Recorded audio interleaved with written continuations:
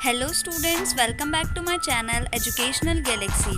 We are doing chapter number 4 Materials, Metals and Non-Metals. So let's start. So students, जैसा कि हमने अपने chapter को 3 टॉपिक्स में डिवाइड किया है, पार्ट 1 हम ऑलरेडी फर्स्ट वीडियो में कंप्लीट कर चुके हैं, उसका लिंक मैंने डिस्क्रिप्शन में दिया है। आज इस वीडियो में हम पार्ट 2 करेंगे, that is chemical properties of metals and non metals, और इससे नेक्स्ट वीडियो में हम पार्ट 3 डिस्कस करेंगे।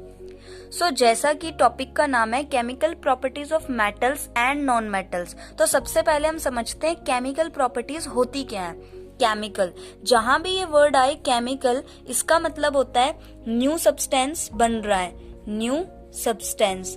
केमिकल का मतलब ही यही है कि जब न्यू सब्सटेंस बनता है तभी केमिकल रिएक्शन होती है, या फिर वो उस मेटल या नॉन मेटल की केमिकल प्रॉपर्टीज होती हैं।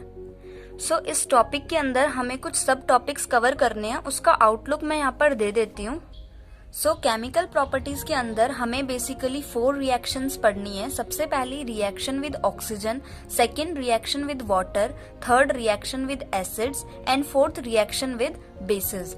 तो ये जो सारी रिएक्शंस होंगी वो हम दोनों की देखेंगे कि मेटल ऑक्सीजन के साथ रिएक्ट करके क्या फॉर्म करता है, या फिर नॉन मेटल्स ऑक्सीजन के साथ रिएक्ट करके क्या बनाता है। ऐसे ही मेटल एंड नॉन मेटल दोनों की रिएक्शंस वाटर के साथ, देन एसिड्स के साथ एंड लास्ट में बेसिस के साथ। तो चलो स्टार्ट करते हैं फर्स्ट रिएक्शन विद ऑक्सीजन। तो सबसे पहले देखते हैं ऑक्सीजन मेटल्स के साथ रिएक्ट करके क्या बनाती है, एंड उसके बाद ऑक्सीजन नॉन मेटल्स के साथ रिएक्ट करके क्या बनाती है। दोनों को ही हम साथ साथ लेते हुए चलते हैं ताकि अच्छे से समझ में आ जाए। स्टूडेंट्स, जब मेटल एंड ऑक्सीजन आपस में रिएक्ट करते हैं तो वो मेटल ऑक्साइड बनाते हैं, and non metal plus oxygen, जब नॉन मेटल के साथ ऑक्सीजन मिलती है तो भी मेटल ऑक्साइड बनाते हैं। तो ये तो बड़ी अजीब सी बात हो गई कि मेटल के साथ भी मेटल ऑक्साइड, नॉन मेटल के साथ भी मेटल ऑक्साइड, तो इनकी डिफरेंट प्रॉपर्टीज कैसे हुई। तो डिफरेंस इनमें ये है कि जब मेटल ऑक्सीजन के साथ रिएक्ट करता है और जो मेटल ऑक्साइड बनती है वो बेसिक इन नेचर होती है, मींस बेसिक ऑक्साइड्स बनाता है, जबकि जब नॉन मेटल ऑक्सीजन के साथ रिएक्ट करके मेटल ऑक्साइड बनाता है तो वो एसिडिक इन नेचर होती है, मींस वो एसिडिक ऑक्साइड्स बनाता है। तो हमें ये कैसे श्योर होगा कि जब मेटल प्लस ऑक्सीजन मिलके मेटल ऑक्साइड बना रहे हैं वो बेसिक ऑक्साइड्स हैं, या फिर जो नॉन मेटल प्लस ऑक्सीजन मिलके मेटल ऑक्साइड बना रहे हैं वो एसिडिक ऑक्साइड्स हैं। तो इनको हम कुछ एग्जांपल से समझते हैं। बच्चों, आपने कभी रस्ट का नाम सुना है? नहीं सुना तो मैं बता देती हूँ। रस्ट क्या होता है? जो भी हमारी आयरन से बनी हुई चीजें होती हैं, मतलब लोहे से बनी हुई चीजें जैसे कि डोर, फेंसिंग, ग्रिल्स एटसेट्रा, जब वो मॉइस्ट एयर के कांटेक्ट में आती है, मॉइस्ट एयर मतलब उसमें एक तो ऑक्सीजन प्रेजेंट है, ठीक है, और ऑक्सीजन के साथ साथ वाटर के मॉलिक्यूल्स भी प्रेजेंट होते हैं, मतलब पानी के पार्टिकल्स। तो जब आयरन मॉइस्ट एयर के कांटेक्ट में आता है तो एक रस्ट फॉर्म होता है। रस्ट का मतलब जंग, जिसे हम कहते हैं आम जिंदगी में जंग लग जाते हैं लोहे की चीजों में। एक्चुअल में उसे आयरन ऑक्साइड कहा जाता है, लेकिन हम उसे रस्ट भी कहते हैं। अब जो रस्ट हमारे पास आई है, मान लो आयरन प्लस मॉइस्ट एयर ने मिलके रस्ट बनाई, मान लो लोहे में जंग लगी तो थोड़ी बहुत रस्ट हमने लेनी है, प्लस उसमें थोड़ा सा वाटर मिला देना है, तो वो एक सॉल्यूशन जैसा बन जाएगा। इसको हमने लिटमस पेपर के ऊपर टेस्ट करना है। लिटमस पेपर अच्छे से हमें पता है, 7th क्लास में हमने पढ़ा है। नहीं याद तो मैं याद दिला देती हूँ। लिटमस पेपर एक ऐसा पेपर होता है, अगर इसमें हम सॉल्यूशन डालते हैं, अगर ये रेड को ब्लू में कन्वर्ट कर दे तो वो बेसिक इन नेचर है, और अगर ब्लू को रेड में कन्वर्ट कर दे तो एसिडिक इन नेचर है।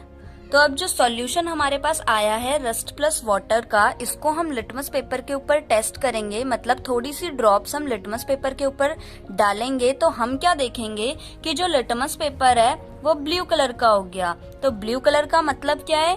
Basic in nature. इसको हम इजीली याद कर सकते हैं, बी से ब्लू, बी से बेसिक, मतलब अगर लिटमस पेपर ब्लू हो रहा है तो बेसिक है, और रेड हो रहा है तो एसिडिक है। एक और एग्जाम्पल, मैग्नीशियम रिबन का नाम भी आपने 7th क्लास में सुना होगा। मैग्नीशियम मतलब Mg, जब ये भी ऑक्सीजन के कांटेक्ट में आता है मींस O2, तो ये क्या बनाता है? Magnesium oxide means MgO। ये मैग्नीशियम ऑक्साइड बना दी। अब सेम हमें इसे टेस्ट करने के लिए क्या करना होगा, मैग्नीशियम ऑक्साइड प्लस वाटर यानी कि H2O, इन दोनों का जो सॉल्यूशन बनेगा इसे हमें लिटमस पेपर पर चेक करना होगा। मींस उसके 2-3 ड्रॉप्स हम लिटमस पेपर पे डालेंगे तो हम देखेंगे जो लिटमस पेपर का कलर है वो ब्लू में कन्वर्ट हो गया। मींस ब्लू मतलब बेसिक इन नेचर, मतलब MgO जो बना है मैग्नीशियम ऑक्साइड वो भी बेसिक इन नेचर है। तो इस चीज से एक बात तो क्लियर हो गई कि जब मेटल ऑक्सीजन के साथ रिएक्ट करता है और वो मेटल ऑक्साइड बनाता है वो हमेशा बेसिक ऑक्साइड्स ही होती हैं। इनके अलावा भी हम एग्जांपल्स को ट्राई कर सकते हैं या फिर इनके अलावा भी बहुत सारे एग्जांपल्स होते हैं, लेकिन अभी हमें इतने ही पढ़ने हैं। ठीक है, मेटल का तो यही था। नाउ नॉन मेटल्स का देखते हैं कि नॉन मेटल प्लस ऑक्सीजन मिलके जो मेटल ऑक्साइड बनाते हैं वो एसिडिक ऑक्साइड्स कैसे होती है। नाउ सल्फर हमारा एक नॉन मेटल है। जब ये ऑक्सीजन से रिएक्ट करता है मीन सल्फर प्लस ऑक्सीजन तो सल्फर डाइऑक्साइड बनती है जो कि गैस होती है। जब हम इस गैस को मीन सल्फर डाइऑक्साइड को वाटर में डिसॉल्व कर दे मीन्स H2O में, तो हम देखेंगे जो सॉल्यूशन बन के आएगा जब हम उसको लिटमस पेपर में टेस्ट करें तो वो जो लिटमस पेपर होगा वो ब्लू को कन्वर्ट कर देगी रेड में। रेड का मतलब एसिडिक इन नेचर। देयरफॉर जो नॉन मेटल्स हैं जब ऑक्सीजन से रिएक्ट करते हैं तो वो ब्लू लिटमस पेपर को रेड में कन्वर्ट कर देते हैं। इसका मतलब वो एसिडिक इन नेचर होते हैं। मींस जब नॉन मेटल ऑक्सीजन के साथ रिएक्ट करके जो मेटल ऑक्साइड बनाते हैं वो एसिडिक ऑक्साइड्स होती हैं। तो ये थी हमारी reactions with oxygen. Now reaction with water. Water की रिएक्शन देखेंगे मेटल्स के साथ एंड नॉन मेटल्स के साथ। सो इनमें हमें कुछ रिएक्शंस नहीं देखनी, सिर्फ 2 पॉइंट्स पढ़ने हैं जो कि बहुत ही सिंपल है। So the first point is जब वाटर मेटल्स के साथ रिएक्ट करता है तो फर्स्ट पॉइंट इसमें लिखा है some metals react with water very fast while some reacts very slowly. Metals के साथ वाटर रिएक्ट तो करता है लेकिन कुछ मेटल्स बहुत जल्दी रिएक्ट हो जाते हैं जबकि कुछ मेटल्स ऐसे हैं जो कि स्लोली रिएक्ट होते हैं।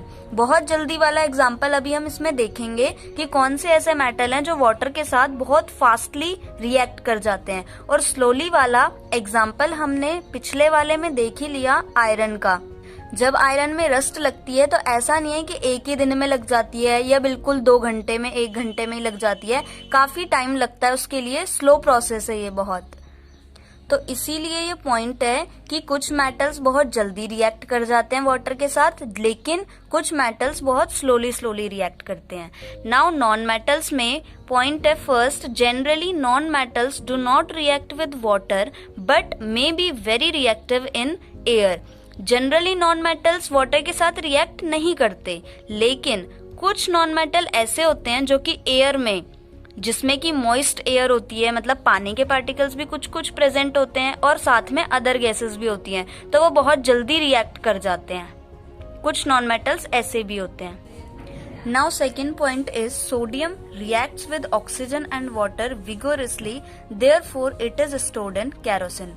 सोडियम एक मेटल है, ये ऑक्सीजन एंड वाटर दोनों के साथ ही बड़ी जल्दी से रिएक्ट हो जाता है और आग पकड़ लेता है। मतलब जरा सा ये एयर के कांटेक्ट में आते या फिर पानी के कांटेक्ट में आते इसमें आग लग जाती है अपने आप।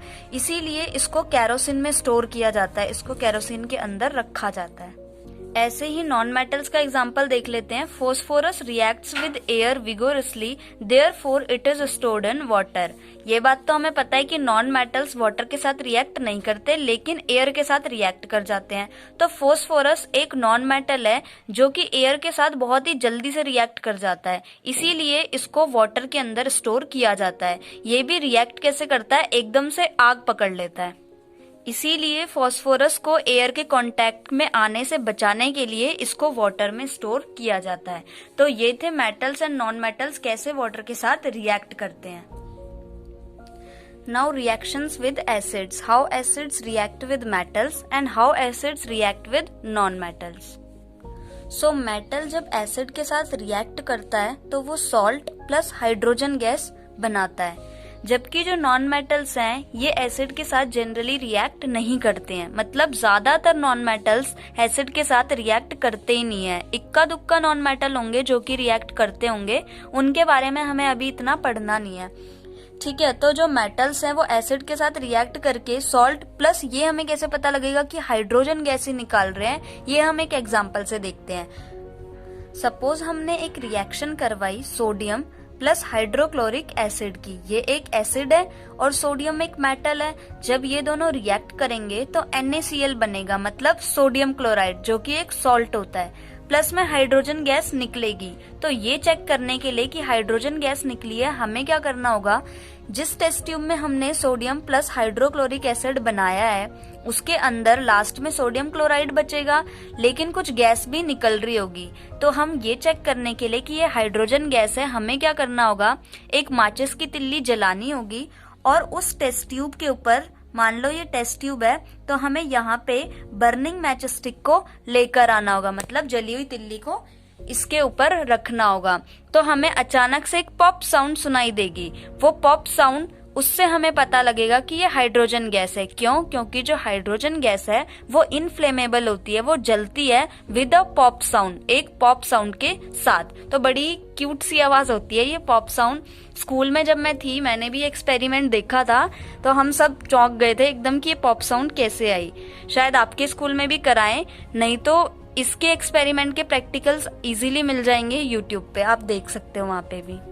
सो रिएक्शन विद एसिड्स में इतना ही था कि मेटल एसिड के साथ रिएक्ट करके सॉल्ट प्लस हाइड्रोजन गैस बनाते हैं, जबकि नॉन मेटल्स एसिड के साथ रिएक्ट नहीं करते। नाउ लास्ट रिएक्शन देख लेते हैं। Now reaction with bases. तो जो बेस के साथ रिएक्शन है वो एसिड से भी इजी है। क्यों? क्योंकि जब हमने देखा था एसिड, जब मेटल एसिड के साथ रिएक्ट करते हैं तो हाइड्रोजन गैस तो निकालते ही हैं, साथ में सोडियम क्लोराइड मीन सॉल्ट भी निकालते हैं। लेकिन जब मेटल्स बेसेस के साथ रिएक्ट करते हैं तो सिर्फ हाइड्रोजन गैस निकलती है। मतलब हम लिख सकते हैं मेटल्स प्लस बेस दोनों मिलके जब रिएक्ट करते हैं तो सिर्फ एक चीज निकलती है, क्या? Hydrogen gas. तो इस हाइड्रोजन गैस का पता लगाना हमने देख ही लिया, हमें कैसे करना है। टेस्ट ट्यूब में जो भी सॉल्यूशन होगा मेटल प्लस बेस का, उसके ऊपर हम एक बर्निंग मैच स्टिक लगाएंगे। अगर हमें पॉप साउंड आई, इसका मतलब हाइड्रोजन गैस है इसमें। और हमेशा हमें पॉप साउंड सुनाई देगी ही, क्योंकि हमेशा जब भी मेटल बेस के साथ रिएक्ट करता है तो हाइड्रोजन गैस निकलती है। और नॉन मेटल्स का क्या है? नॉन मेटल्स की जो रिएक्शंस हैं वो काफी कॉम्प्लेक्स रिएक्शंस हैं, वो हमें अभी नहीं पढ़ना, हायर क्लासेस में हम पढ़ेंगे। सो ये लाइन बुक में लिखी थी, यही सेम मैंने यहाँ पे लिख दी है, reactions of non metals are complex reactions. तो ये चारों हमारी रिएक्शंस थी, चारों हमने देखी, ऑक्सीजन के साथ, वाटर के साथ, एसिड्स के साथ एंड बेसिस के साथ। तो एक बार रिवाइज कर लेते हैं। जब मेटल ऑक्सीजन के साथ रिएक्ट करता है तो वो बेसिक ऑक्साइड्स बनाता है, जबकि नॉन मेटल जब ऑक्सीजन के साथ रिएक्ट करता है तो वो एसिडिक ऑक्साइड्स बनाता है। रिएक्शन विद वाटर में कुछ मेटल्स ऐसे होते हैं जो बहुत जल्दी से वाटर के साथ रिएक्ट कर जाते हैं, जबकि कुछ मेटल्स ऐसे होते हैं जो बहुत स्लोली करते हैं। बहुत फास्ट जो रिएक्ट कर जाता है वो सबसे अच्छा एग्जांपल सोडियम का है। वो पानी में आते ही जरा सा उसको पानी का कांटेक्ट मिले या ऑक्सीजन का, जिसमें कि मॉइस्ट एयर होती है, उसमें भी पानी के पार्टिकल्स प्रेजेंट होते हैं, तो वो जल्दी से आग पकड़ लेता है, इसीलिए उसको केरोसिन में स्टोर किया जाता है। ये क्वेश्चन एग्जाम्पल में भी आता है, why sodium is stored in kerosene. तो हम सेम यही आंसर यहाँ पे लिख सकते हैं। नॉन मेटल्स जो है जनरली वाटर के साथ रिएक्ट नहीं करते हैं, वो एयर के साथ रिएक्ट करते हैं। इसका एग्जांपल फॉस्फोरस, जो कि एयर के साथ बहुत ही जल्दी से रिएक्ट कर जाता है, इसीलिए उसको वाटर में स्टोर किया जाता है। इसके बाद रिएक्शन विद एसिड्स में हमने पढ़ा, जब मेटल एसिड के साथ रिएक्ट करता है तो वो सॉल्ट प्लस हाइड्रोजन गैस निकालता है। हाइड्रोजन गैस का पता लगाने के लिए हम बर्निंग मैच स्टिक को टेस्ट ट्यूब के ऊपर लेकर जाएं तो हमें एक पॉप साउंड सुनाई देती है, इसका मतलब हाइड्रोजन गैस निकली है। और नॉन मेटल्स जनरली एसिड के साथ रिएक्ट नहीं करते हैं। लास्ट हमने रिएक्शन विद बेसिस पढ़ी, तो जो मेटल्स जब बेस के साथ रिएक्ट करते हैं तो सिर्फ हाइड्रोजन गैस निकालते हैं, और नॉन मेटल्स की रिएक्शंस कॉम्प्लेक्स हैं, वो हम हायर क्लासेस में स्टडी करेंगे। तो ये थी हमारी chemical properties of metals and non metals. अब मिलते हैं नेक्स्ट वीडियो में पार्ट 3 के साथ with uses of metals and non metals. तब तक के लिए बाय बाय।